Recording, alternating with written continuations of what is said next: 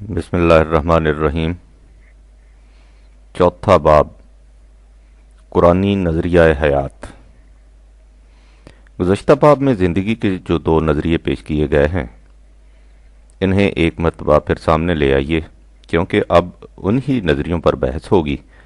قرآن نے ان دونوں نظریوں کی تردید کی ہے، ان کے خلاف ایک تیسرا نظریہ حیات پیش کیا ہے، لیکن اس نظریہ تک پہنچنے سے پہلے یہ دیکھنا ضروری ہے کہ قرآن ان دونوں نظریوں کے متعلق کیا کہتا ہے۔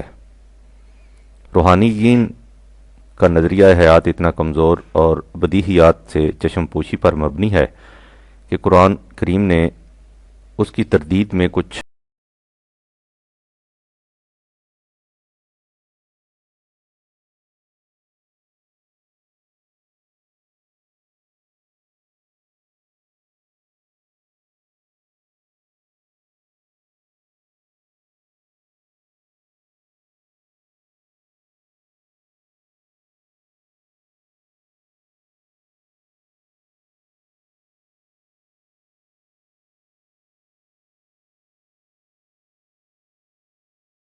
مسلک رہبانیت ان لوگوں کا خود تراشیدہ ہے۔ ہم نے انہیں اس مسلک کا حکم نہیں دیا تھا، ہم نے اس کے برعکس ان سے یہ کہا تھا کہ تم اپنی زندگی کو قانون خداوندی کے ساتھ ہم آہنگ رکھو۔ انہوں نے اس کے بجائے اس روش کو اختیار کر لیا، اور پھر لطف یہ کہ اپنے خود اختیار کردہ مسلک کو بھی نباہ نہ سکے، کیونکہ یہ نبھنے والا تھا ہی نہیں۔ رہبانیت زندگی کی کشمکش سے فرار کا نام ہے، یہ زمانے کے ٹھوس تقاضوں کے مقابلے سے شکست خوردگی کا اعلان ہے۔ بھلا اس قسم کے مسلک کا حکم اس خدا کی طرف سے کس طرح مل سکتا تھا جس نے انسان سے اعلی اعلان کہہ دیا تھا کہ وَسَخَّرَ لَكُم مَّا فِي السَّمَاوَاتِ وَمَا فِي الْأَرْضِ جَمِيعًا مِّنْهُ 45/13۔ کائنات کی پستیوں اور بلندیوں میں جو کچھ ہے ہم نے اسے قانون اور قاعدے کی زنجیروں میں اس لیے جکڑ رکھا ہے کہ تم اسے اپنے کام میں لا سکو۔ اس نے کہا کہ دنیاوی مال و منال اور معاشی سہولتیں اور خوشگواریاں انسان کے لیے وجہ جاذبیت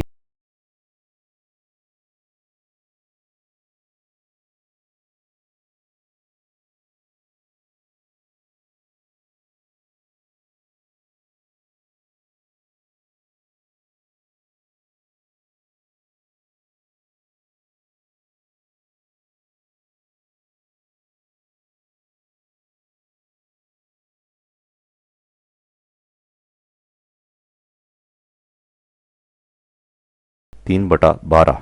انسان کے لیے عورت مرد کے تعلقات، اولاد، مال و متاع، چنے ہوئے گھوڑوں اور مویشیوں اور کھیتی کی پیداوار میں جاذبیت رکھتی ہے۔ حقیقت یہ ہے کہ اگر اس نقطۂ نگاہ سے دیکھیں تو قرآن کے عجیب و غریب حقائق سامنے آتے ہیں۔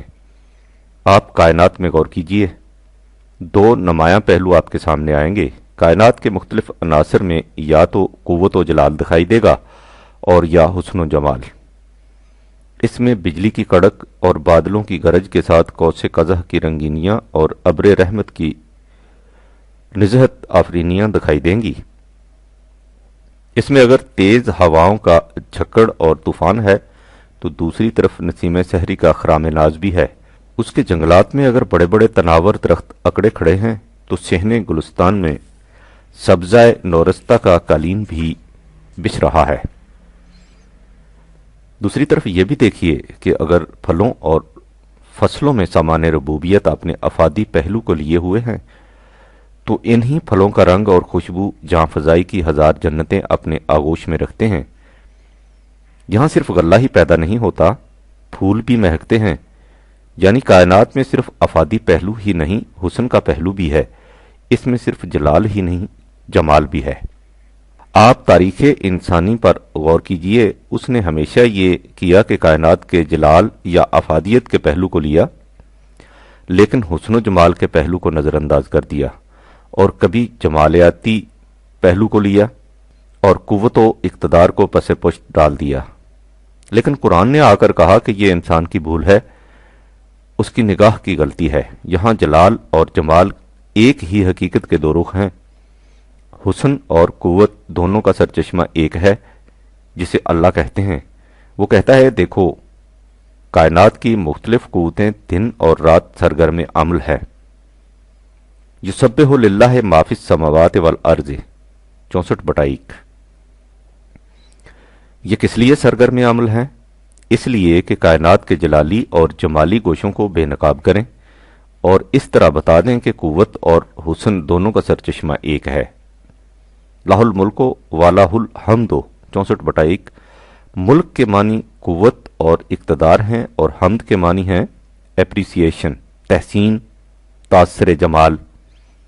کسی حسین شے کو دیکھ کر آپ کی زبان سے بے اختیار واہ واہ نکل جاتا ہے، یہ ہے اس کی حمد۔ لہذا قوت اور اقتدار اور جمالیاتی پہلو دونوں کا سرچشمہ ایک ہے۔ اس آیت کے اگلے ٹکڑے میں قرآن نے ایک اور اہم حقیقت کو بے نقاب کیا ہے۔ وہ کہتا ہے کہ جلال اور جمال، ملک اور حمد، قوت اور حسن دو متضاد عناصر نہیں ہیں۔ یہ ایک دوسرے کی ضد یا نقیض نہیں ہیں جنہیں تم ایک دوسرے کی ضد سمجھتے ہو، وہ ایک دوسرے کے زوج، کمپلیمنٹری ہیں۔ اس لیے قرآن نے کہا ہے کہ ہم نے ہر شے کی زوج پیدا کی ہے۔ رات اور دن، ظلمت اور نور، قوت اور حسن ایک دوسرے کے زوج ہیں۔ یہ باہمد گر متماثل ہیں۔ ان کا باہمد گر متضاد ہونا تو ایک طرف، ان کی تو کیفیت یہ ہے کہ ان میں سے ایک دوسرے سے نمودار ہوتا ہے۔ تولج اللیل فی النہار و تولج النہار فی اللیل 2/26۔ رات کی تاریکی غیر محسوس طور پر دن کی روشنی میں داخل ہو جاتی ہے اور دن کی روشنی رات کی تاریکی میں جا چھپتی ہے۔ اس لیے جن چیزوں کو تم ایک دوسرے کی ضد سمجھتے ہو وہ صرف قانون خداوندی کے پیمانوں کے اختلاف کی نمود ہیں۔ ان پیمانوں کے بدلنے سے کائنات کے تغیرات سامنے آتے رہتے ہیں۔ اس لیے جلال اور جمال باہمد گر متضاد نہیں، قوت اور حسن ایک دوسرے کی نقیض نہیں جو ایک جگہ اکٹھے نہ ہو سکیں۔ یہ ایرانی ذہن کی غلط نگہی تھی کہ اس نے نور اور ظلمت کو دو متضاد قوتیں سمجھ کر دین مجوس کی طرح ڈال دی۔ لہٰذا وہ نظریہ زندگی جس میں حسن و جمال اور تزئین و آرائش سے نفرت سکھائی جاتی ہو کبھی قابل قبول نہیں ہو سکتا۔ صحیح نظریہ حیات مختلف عناصر میں اعتدال، تناسب اور توازن کا قائم رکھنا ہے۔ اس نے کہا، اور ایسا کہتے وقت اس کے پیش نظر خانقاہیت کی زندگی کے علمبردار تھے جو کائنات کی ہر حسین سے آنکھیں بند کر کے عزلت نشینی اور گوشہ گیری کی روش اختیار کر چکے تھے کہ تم سمجھتے ہو کہ تزئین و آرائش اور تحسین و تجمیل اطاعت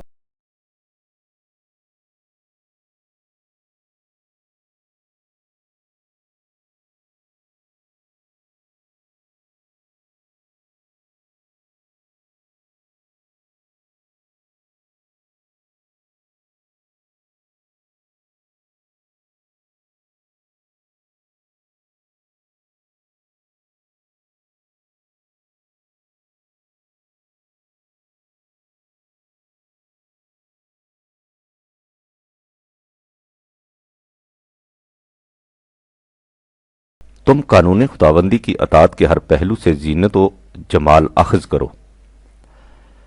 زینت و جمال صحیح تناسب و توازن کا نام ہے۔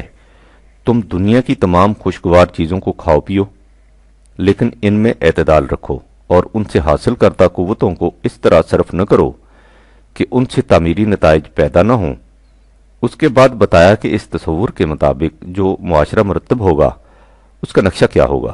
اس نقشے کو دیکھیے اور پھر سوچئے کہ زینت و جمال کی کون سی چیز ہے جو اس کے اندر نہیں آ گئی۔ وہ کہتا ہے کہ گھنی چھاؤں کے باغات جن کے نیچے آپ رواں ہو، اس باغ میں چھپرکھٹ بچھے ہوئے، تکیے لگے ہوئے، ان پر آرام کرنے والے تبیز اور باریک ریشم میں ملبوس سونے کے کنگن پہنے ہوئے، جو اس زمانے میں سرداری کی علامت ہوتے تھے۔ یہ ہے نقشہ اس معاشرے کا۔ دیکھیے 18/31۔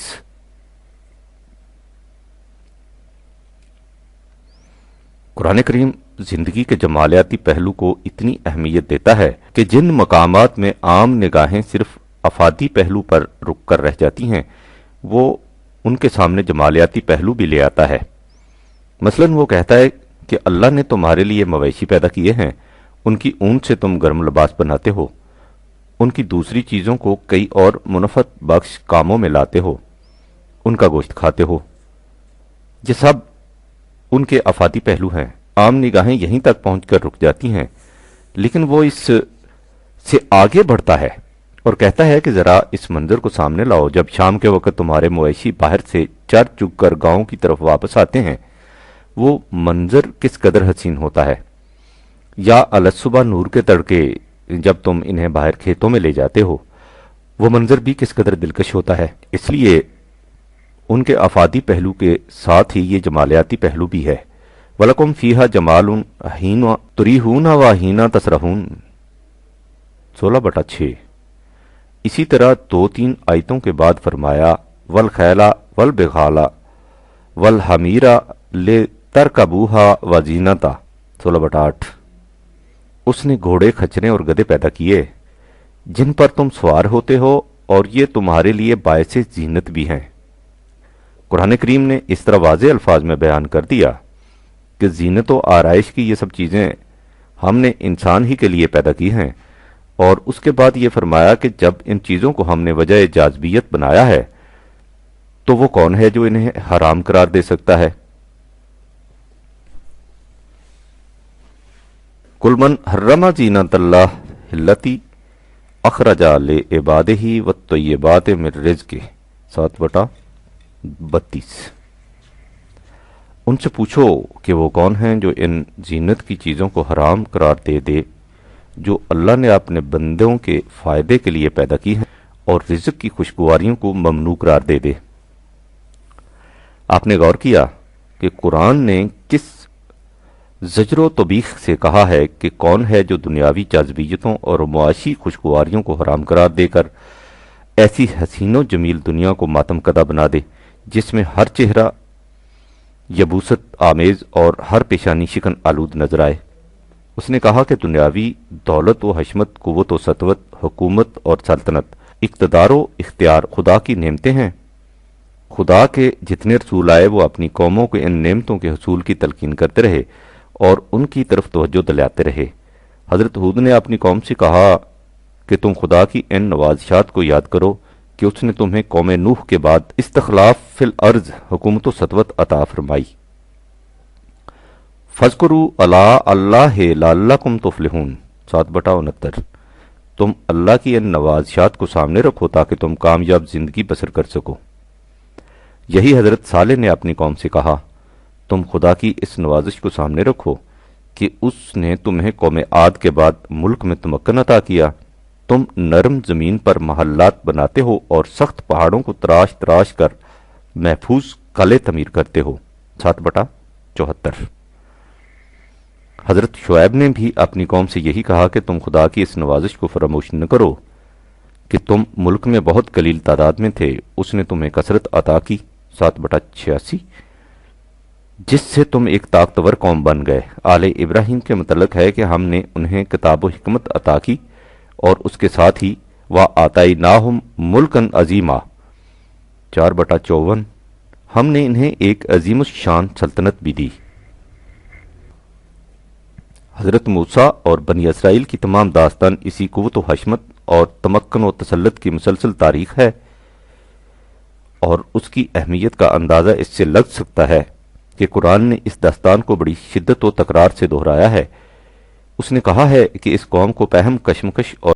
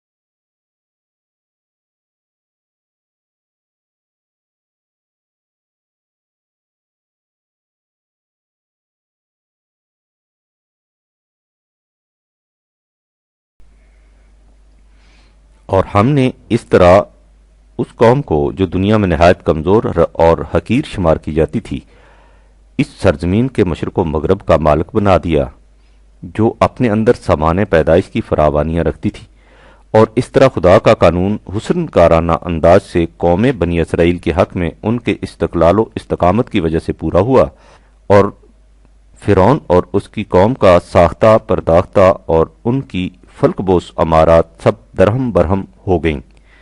خدا کا یہ قانون کہ حکومت و سلطنت اور غلبہ و اقتدار صلاحیتوں کے بیدار کرنے اور جد و جہد اور سعی و عمل سے حاصل ہوتا ہے، صرف بنی اسرائیل کے حق میں پورا نہیں ہوا، بلکہ جس قوم نے بھی اس قانون کے مطابق عمل کیا وہ صاحب تخت و نگی ہو گئی۔ چنانچہ خود صدر اول کے مسلمانوں سے کہا گیا کہ تمہاری سعی و کاوش کا نتیجہ یہ نکلا کہ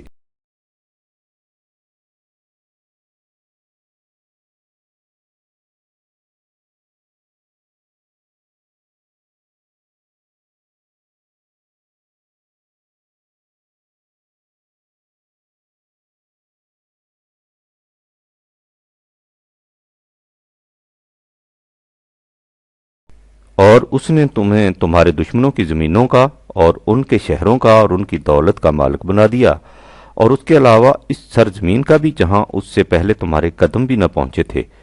اللہ کے قانون نے ہر شے کے پیمانے مقرر کر رکھے ہیں، اور ہر نتیجہ انہی پیمانوں کے مطابق برآمد ہوتا ہے۔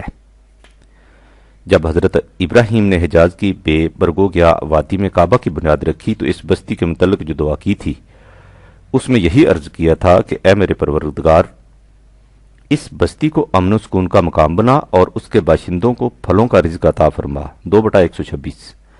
چنانچہ اللہ تعالیٰ نے قریش مکہ پر جو اپنے انعامات گنائے ہیں ان میں یہی کہا ہے کہ خدا نے انہیں بھوک رفع کرنے کے لیے رزق عطا کیا اور خوف سے انہیں معمون کیا۔ 106/3۔ خود نبی اکرم سے فرمایا کہ تم غریبی کے بوجھ تلے دبے ہوئے تھے، اللہ نے ایسے اسباب پیدا کر دیے کہ تم غنی ہو گئے۔ 93/8۔ سامان خرد و نوش ہی سے مردہ بستیاں زندہ ہوتی ہیں۔ 50/11۔ اور قانون خداوندی کے اتباع کا نتیجہ یہ ہوتا ہے کہ زمین اور آسمان سے رزق کی فراوانیاں حاصل ہو جاتی ہیں۔ 5/66۔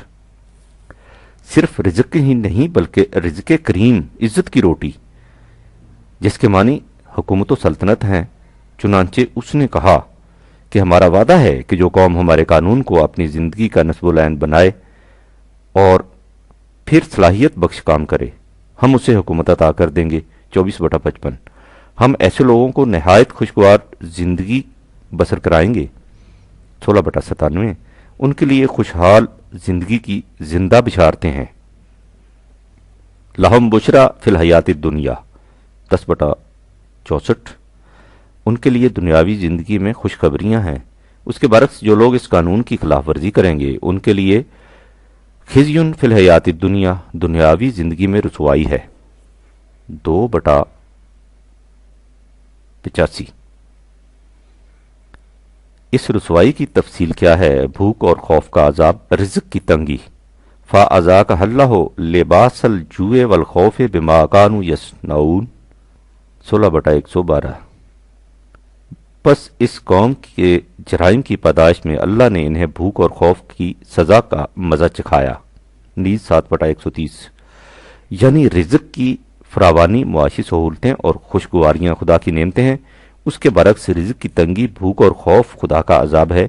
دوسری جگہ ہے وَمَنْ أَعْرَضَ عَنْ ذِكْرِي فَإِنَّ لَهُ مَعِيشَةً ضَنْكًا۔ 20/124۔ جو کوئی قانون خداوندی سے اعراض برتے گا تو اس کی معیشت اس پر تنگ ہو جائے گی۔ اتنا ہی نہیں، قرآن نے اس حقیقت کو اور بھی واضح الفاظ میں ذہن نشین کرانے کی کوشش کی ہے۔ خدا پرستوں کے نزدیک انسانی زندگی کا منتہا یہ ہے کہ جنت مل جائے۔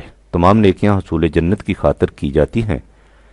جنت کی دوسری تفاصیل کو سردست چھوڑیے، قرآن میں قصہ آدم کے ضمن میں ہے کہ آدم سے کہا گیا تھا کہ ابلیس تمہارا دشمن ہے، کہیں ایسا نہ ہو کہ یہ تمہیں جنت سے نکلوا دے اور اس کے بعد تمہیں مشکلات کا سامنا ہو۔ فتش کا، حالانکہ تمہاری یہاں یہ حالت ہے کہ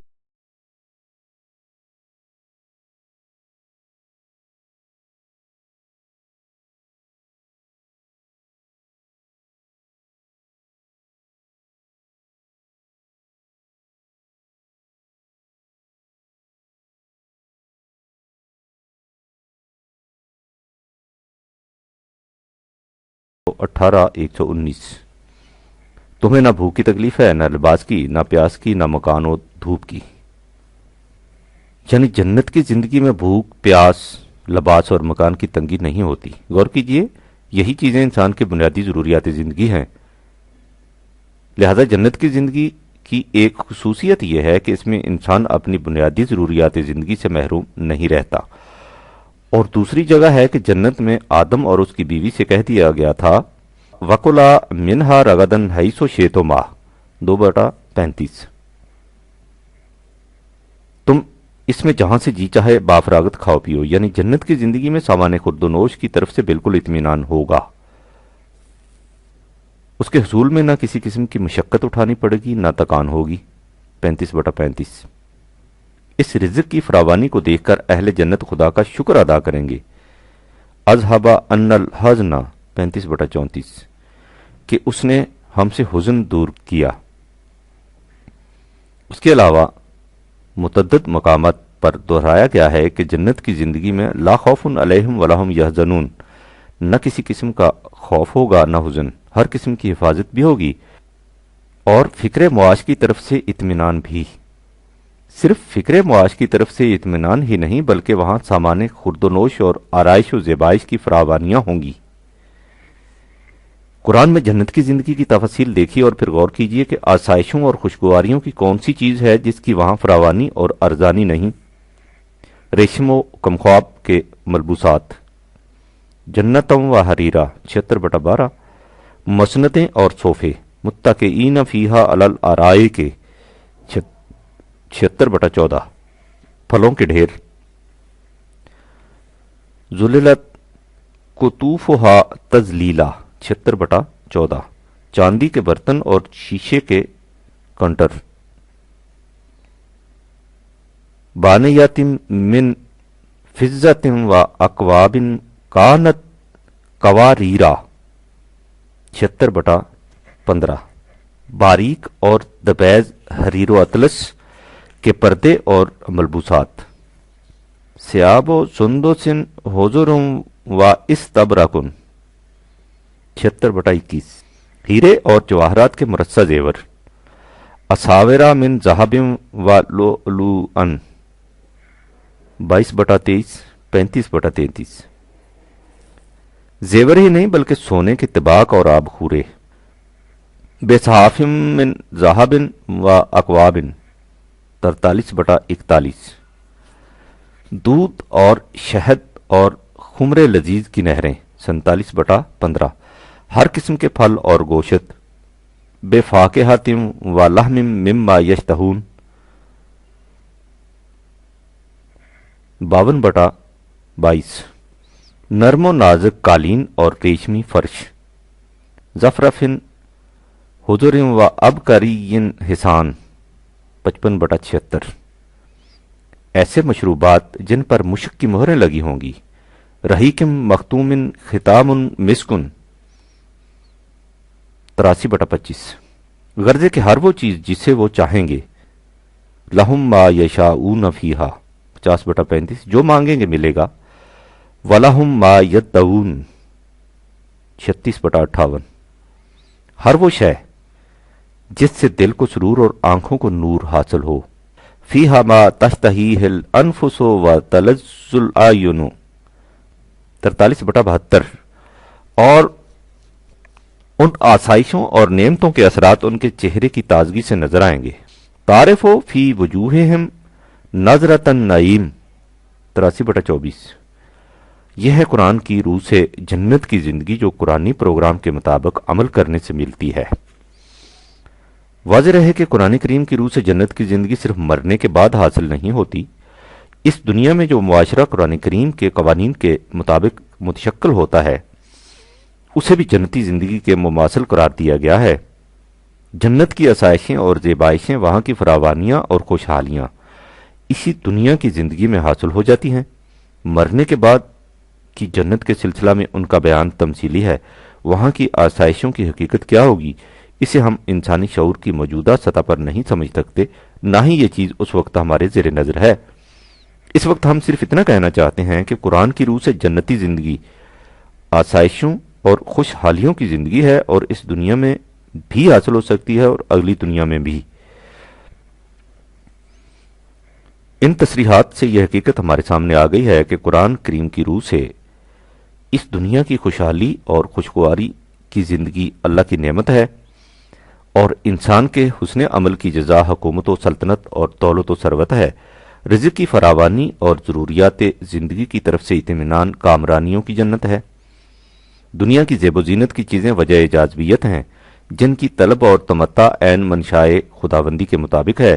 اس کے برخلاف ذلت اور رسوائی، محکومی اور کمزوری، بے بسی اور بے کسی، بھوک اور خوف خدا کا عذاب ہے، جو اس قوم پر مسلط ہوتا ہے جو اس کے قانون کائنات سے سرکشی یا اعراض برتتی ہے۔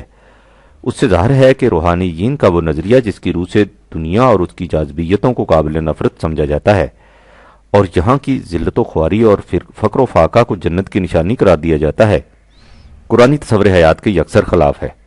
یہ تو ہوا پہلے نظریہ کے متعلق، اب دوسرا نظریہ لیجئے جس کی روح سے سمجھا جاتا ہے کہ زندگی اسی دنیا کی زندگی ہے۔ اس لیے ربوبیت سے مراد صرف جسم انسانی کی پرورش ہے اور بس۔ جب موت سے جسم انسانی کی طبعی زندگی ختم ہو جائے گی تو انسان بھی ختم ہو جائے گا۔ اس لیے انسانی تگ و تاز کا ماحصل یہ ہے کہ اس کی موجودہ زندگی کسی نہ کسی طرح عیش و آرام سے گزرے، کھانے کو عمدہ غذا، پہننے کو اچھے کپڑے، رہنے کو کشادہ مکان، ان کے علاوہ دیگر آسائش کے سامان۔ اگر یہ سب کچھ میسر آ جائے تو سمجھا جاتا ہے کہ انسانی زندگی کا مقصد پورا ہو جاتا ہے، اس لیے کہ ان کے نزدیک انسان سے مراد صرف اس کا جسم ہے اور ربوبیت سے مراد انسانی جسم کی پرورش۔ قرآن اس نظریہ کی بھی تردید کرتا ہے، اس لیے کہ اس کے نزدیک یہ نظریہ حقیقت کے خلاف ہے۔ انسان صرف جسم ہی کا نام نہیں، جسم کے علاوہ انسانی ذات نفس بھی ہے جو حیات جاوداں حاصل کر سکتا ہے، اس لیے موت سے زندگی کا خاتمہ نہیں ہو جاتا۔ دوسرے یہ کہ مادیین کے نظریہ کے ماتحت مستقبل کی زندگی کو تو چھوڑیے، خود اس دنیا میں تمام انسانوں کی ضروریات زندگی بہم پہنچانے کا بھی خاطر خواہ انتظام نہیں ہو سکتا۔ اس کے خلاف قرآن ایک ایسا نظام متعین کرتا ہے جس میں تمام نوع انسانی کی نہ صرف ضروریات زندگی کی بہم رسانی ہی کا اطمینان بخش انتظام ہو جاتا ہے، بلکہ ان کی مضمر صلاحیتوں کے نشو و نما پانے کا بھی بطریق احسن بندوبست ہو جاتا ہے، اور اس طرح خود انسانی ذات کی نشو و نما بھی ہو جاتی ہے، جس سے وہ اس زندگی کے بعد اگلی زندگی کی منزلیں طے کرنے کے قابل بھی ہو جاتی ہے۔ واضح رہے کہ انسانی زندگی کی موجودہ منزل میں انسانی ذات کی نمود اس کے طبعی پیکر جسم کے ذریعے ہوتی ہے، اس لیے انسانی جسم یعنی اس کی طبعی زندگی کا تندرست و توانا اور نشو و نما یافتہ ہونا نہایت ضروری ہے۔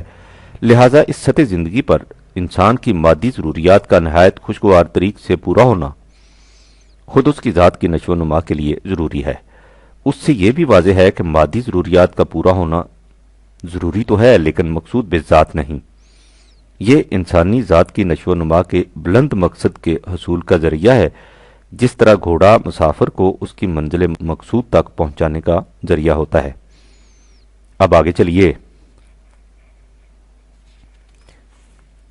ہم پہلے دیکھ چکے ہیں کہ قرآن کریم نے بتایا ہے کہ منزل انسانیت میں پہنچ کر زندگی کی ارتقائی حالت وہ نہیں رہی جو حیوانات تک تھی۔